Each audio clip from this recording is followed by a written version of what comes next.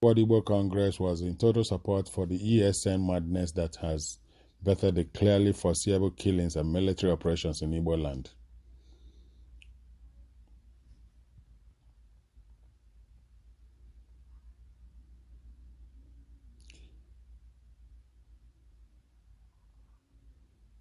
Hailing and expressing support for the so-called Eastern Security Network set up by Nnamdi Kanu and his IPOB, which rapidly degenerated to unknown gunmen, which prompted the massive military operation, was unleashed in Igbo land by the federal government of Nigeria as a reaction to what Kanu was doing.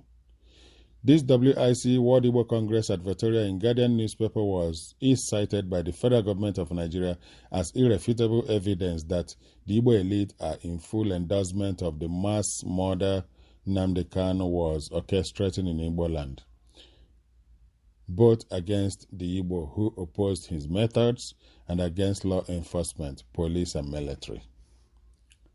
This unfortunately was what informed the indiscriminate killing by federal troops, by Nigerian military and police in Igbo land, because in the sight of the federal government and its military, IPOB was Igbo. We heard when the Inspector General of Police openly asked the mobile police forces deployed as part of the military operation in the southeast to kill instead of arresting anyone suspected to be involved with IPOB. More like kill them all order, reminiscent of the 1966 pogroms, when they were killing whoever that is considered to be non-Northerner and Easterner. Just because the WIC advertorial turned all Igbo to IPOB ESN in the eyes of the Nigerian federal government. It was against the backdrop of the WIC advertorial tragedy that the widely circulated AVID's letter, the U.S. Department of Defense, citing Nnamdi Kanu as the only hope of the Igbo, simply reinforced the aforementioned Igbo conspiracy view of the federal government of Nigeria for the killing of troops and policemen in Igbo land, compounding therefore an existing tragedy. Below is another video and a commentary.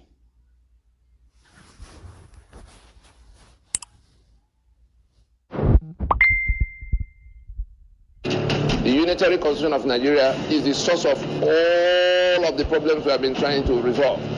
Everything that has brought Nigeria to where it is, that is now wobbling to some kind of catastrophic collapse, are coming from that constitution.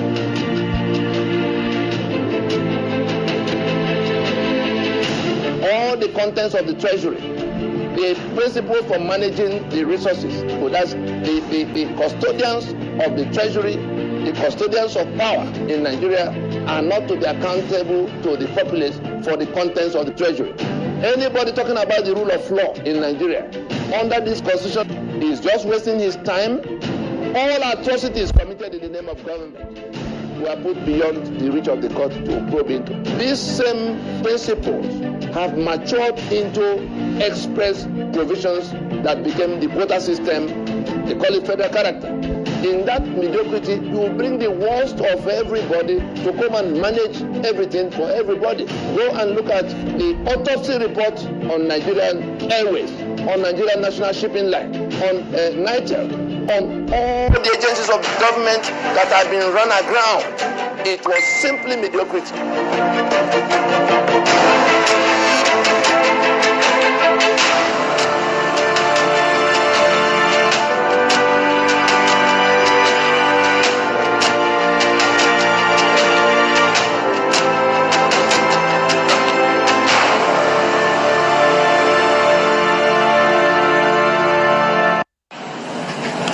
Chief Awolowo attended the constitutional conferences for the review of Nigeria's constitution in 1953, 1954, 1957, and 1958.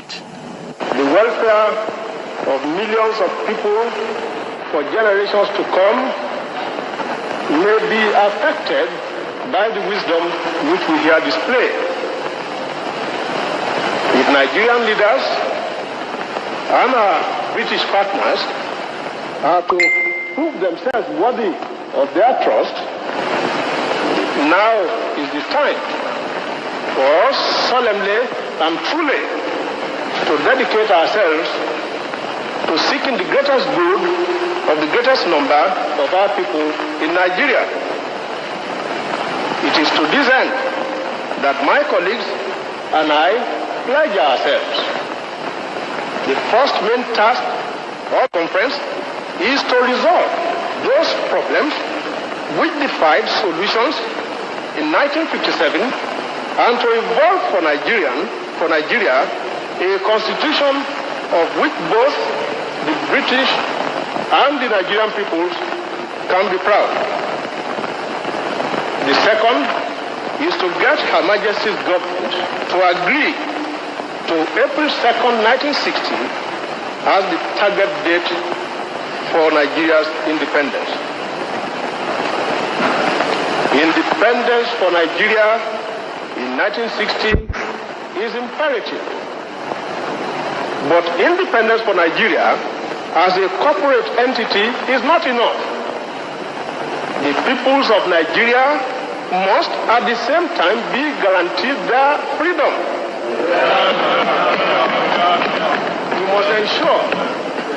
We must ensure that in an independent Nigeria, individual citizens throughout the land enjoy liberty, human dignity, and equality under the law. There must be one Nigeria with one constitution and one law for all. Let us therefore, Mr. Chairman, sir, close our ears to the Council of Despair, which says that we cannot here at this conference agree on a constitution. If there's any doubt among us as to what should be written into the Constitution, let us, as Democrats that we profess ourselves to be, refer such problems as the goal has. Unfortunately, the Nigeria that Awolowo and Zik were working on died even within a week by the thoughts and actions of Ahmadu Bello, who considered the country less than 10 days after independence to be the estate of his grandfather, Othman Dan Fodio. And that Nigeria continued to die and is even fully dead as at November 2021. Nigeria is a dead country by the actions of those at the corridors of power, by the criminal constitution that rendered citizens slaves in our ancestral lands. And so that Nigeria that Awolowo was talking about, late Chief Obafemi Awolowo was talking about, turned out to be a mirage. It was never meant to be. It was a mistake that is now begging to be corrected. In the year 2021, the call is much more louder now than it was even before 1957, 1960. Regional referendum is unavoidable now, and NINAS is right on the mark.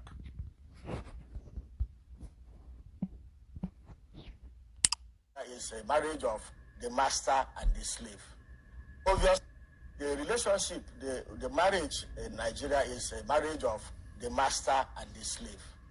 Obviously, the Northerners are the masters, the Southerners are the slaves. But that's your reading of it? That is practically in every aspect, in every facet of Nigerian life. Take the petroleum industry bill, take the oil, take the VAT, take education, cut-off marks in secondary schools and universities. Every aspect of the Nigerian society favors the North. Take the creation of local governments, take the creation of states. Only Kano and Kebbi State and the adjoining state have more local governments in Nigeria than the whole of Southeast. So but however, the good thing is that suddenly Nigerians have started to realize that this master-slave relationship cannot continue. And they have put so much pressure, are beginning to put so much pressure on their leaders that the leaders are beginning to find it more uncomfortable and difficult to exist in their localities. That is what is happening to the southern governors. Most of these southern governors are not speaking because they are convinced, because they mean it. They are speaking because they have realized that there is an existential threat to their leadership in their various states. Because those they are leading, those they are governing, can no longer accept to play the role of slaves in a country called Nigeria. So their constituents are putting a lot of pressure on them. And that is why in the last few months, they have met severally because of the pressures being mounted on them. I am sorry for them because I do like the former minister said, they are not likely to go through this. Very soon, the powers that be, their masters will bring out their criminal charges in FCC and ICPC, show them, and they run away. Some of them are already running away because, like he said, it's a matter of survival. Some of them know that they are already governors not by the making of their people, but that they were appointed governors. That's why they are sneaking away from this push to get Nigeria to work as one united country. Does it really, I mean, first and foremost, the fact that you use that very strong analogy, we've had a number of analogies. I mean, we've heard of husband-wife relationship. I mean, and that depicts sometimes the inequalities that exist in a marriage. But this master-slave relationship is rather strong, don't you think? Because a slave is bought, a slave is owned, more or less. A slave has no decisions, and that cannot be the situation of the South. Well, unfortunately, it is. Let me give you an example with the issue of VAT that is currently at play. Some states in the North see alcohol consumption as a sin. So they go about ensuring that alcohol is not consumed, which is okay by their faith and religion. Then in the South, they see it otherwise. They see alcohol as a beverage, something that they can take because it's not against the law to consume alcohol. And the alcohol is charged from 5% to 7.5%. And it is called VAT. And the money is now, when you charge me for consuming alcohol, 7%, if I were going to buy it at X amount, I pay higher. You collect that extra money from me and take it to the person who considers consumption as alcohol as sin. I use it to develop his estate. You know that's not exactly how it works. How does it work? Let us be very, very, I mean, there's policy. Can I give you facts?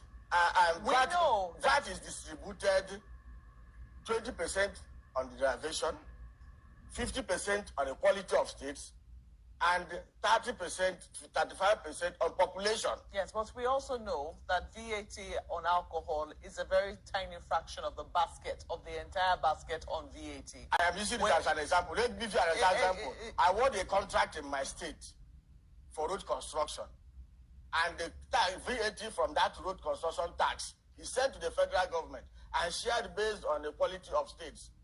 Is that justice? Is that fair? The other state might decide not to award contracts. And he gets part of the money I have spent on awarding contracts as VAT for the development of his state. Does that connote a relationship based on equity, justice, fair play? My daughter, my child, goes to take a national entrance examination. And he scores 120, he will not be given admission. And the same person who scores 15% is given admission. Is that not a master-servant relationship? The analogy of master-slave, you don't agree that it is too strong a description? It might sound strong on national television. It might sound strong to certain sections, those who are benefiting. But if you go to the rural communities, if you go to the bars, if you go to small places, that is exactly how they see the union called Nigeria today. Because all the actions, all the tendencies go to suggest that unless I decree, let us take the issue of anti-grazing. A woman goes to plant cassava, yam, and he cannot reap her sweat because a cattle comes in and eats up all the crops. And the people are saying, ranch, you are insisting that writing or not, that animals must continue to go around to eat up other people's crop. So the animal or the owner of the animal is not the master of the person who, the farmer whose crops are being eaten up. And if the person whose crops are being eaten up is dares to resist, he is arrested by DSS, police, and imprisoned.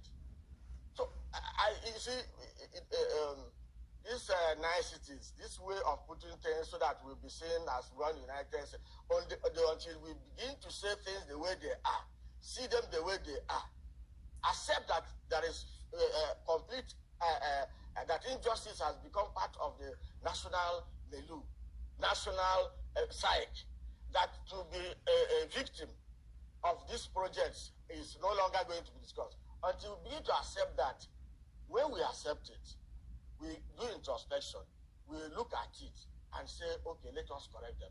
But if you continue to say nice things, oh, fairness and equity, unity is not negotiable. These are the things that are fanning the embers of disunity, agitation for separation. I tell you, no group of people genuinely want to separate and go away from this country. But they are saying that the Constitution of Nigeria is a fraud in itself. Look at let us take the fact. The VAT decree was made by the military, whereby they took away sales tax that is usually collected by local governments and made it a federal law. And they went back to say that all decrees made by the military are now acts of the National Assembly. Section 315 of the Nigerian Constitution today converted all military decrees to acts of the National Assembly. So, we didn't make the laws. The National Assembly was not in place at that time. But all the draconian decrees made by the military have become imported into our Constitution as a product of the national acts of the National Assembly. Is that fairness? Is that equity? Nigeria is fraud. Everything about Nigeria stinks to high, like to the pit of hell, like stinks like skunk.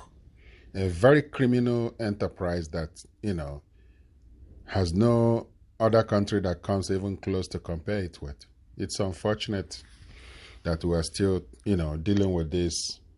How many years now? 55, 56 years later. The pathetic country.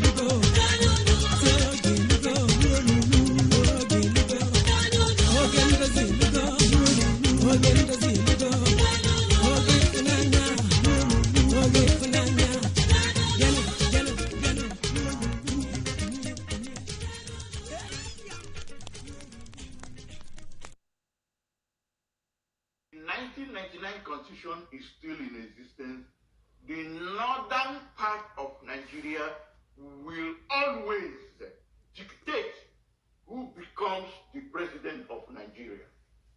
And it doesn't matter where that person comes from, that person... Fellow Nigerian, in search of excellence for Africa, my mission remains to create awareness, advance practical solutions, and transform mindsets via case studies. Together, let's midwife deliverance for our race, country, and continent. Please share this video. I am Dr. Israel Noyaram Davidson. Thank you. In 2001, U.S.-led forces overthrew a Taliban-led Afghan government following the 9/11 attacks led by the Al-Qaeda leader Osama bin Laden. For the next 20 years, the U.S. and allies enforced democratic ideals, built up Afghan security forces, and provided operational air cover. The Taliban continued to attacks.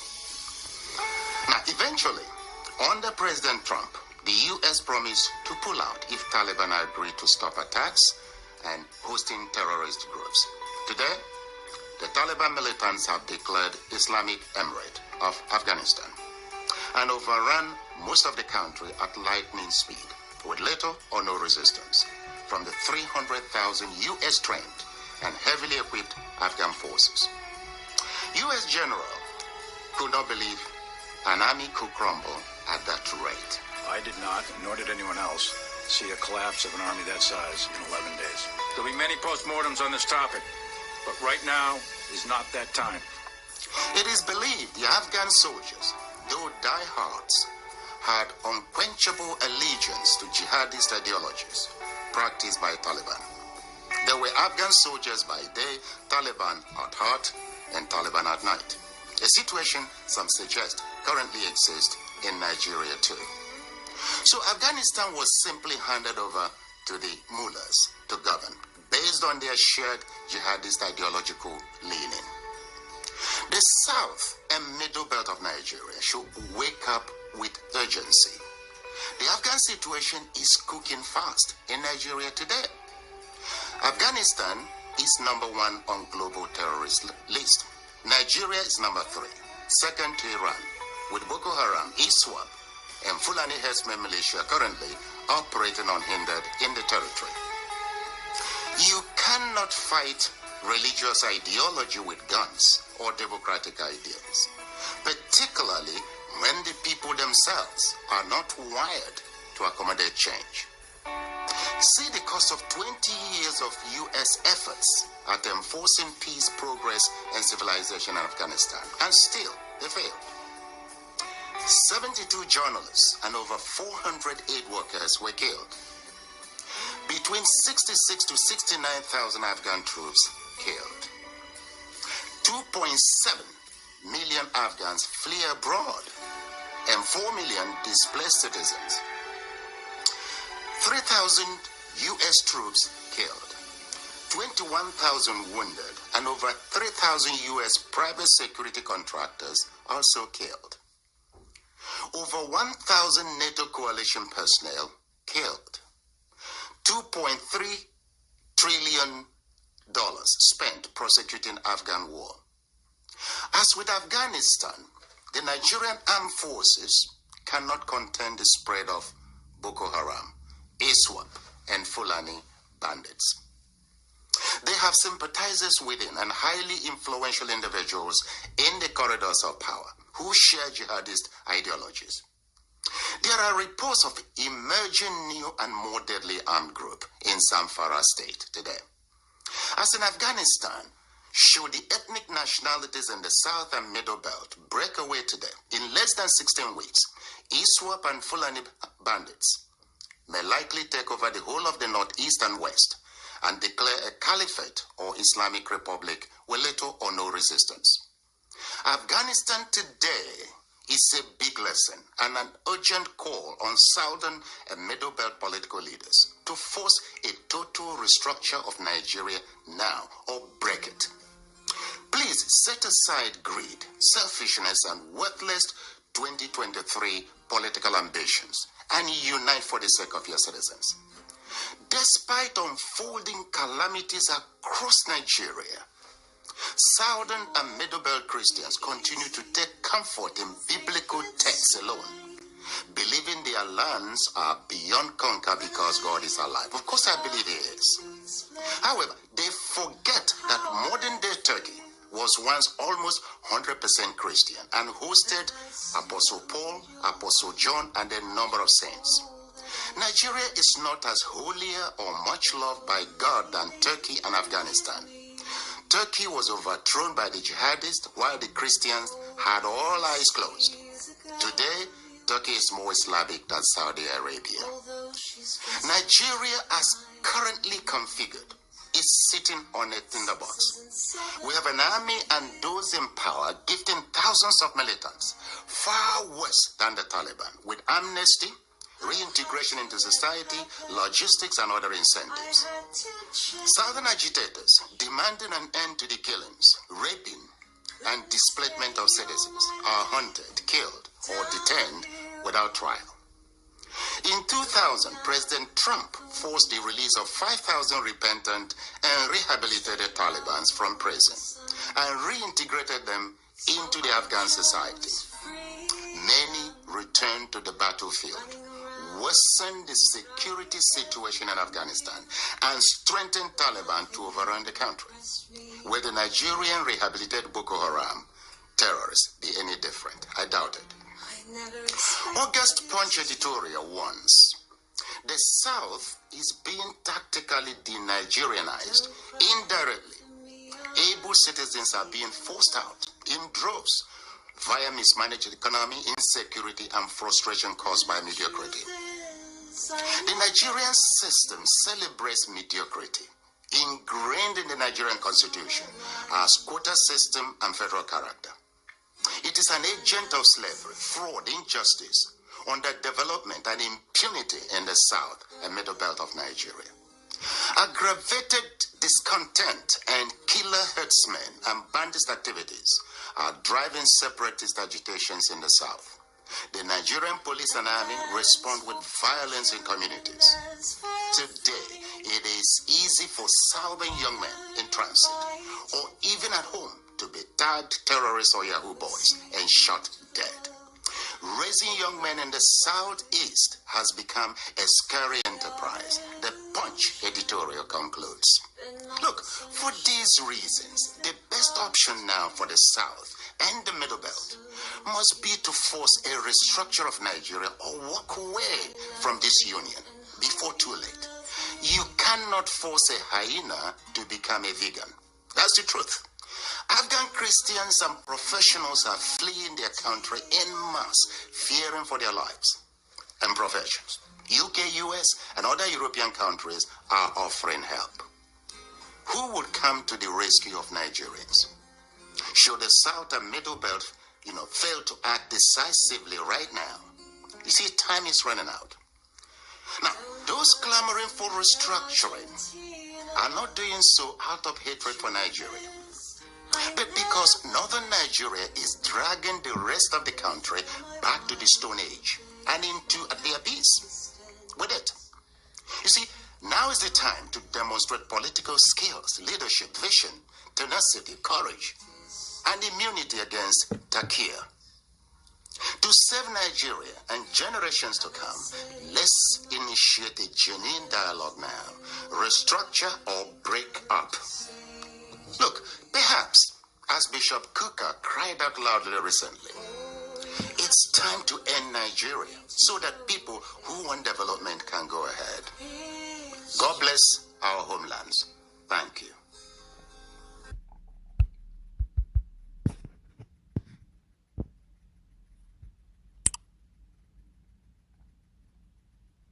All that he was talking about will be taken care of through referendum. A binding multi-regional referendum. That's what will sort Nigeria out through a democratic process, through the ballot box. The people, the indigenous people, the indigenous nationalities of Oduduwa, Lower Niger Territory and the Middle Belt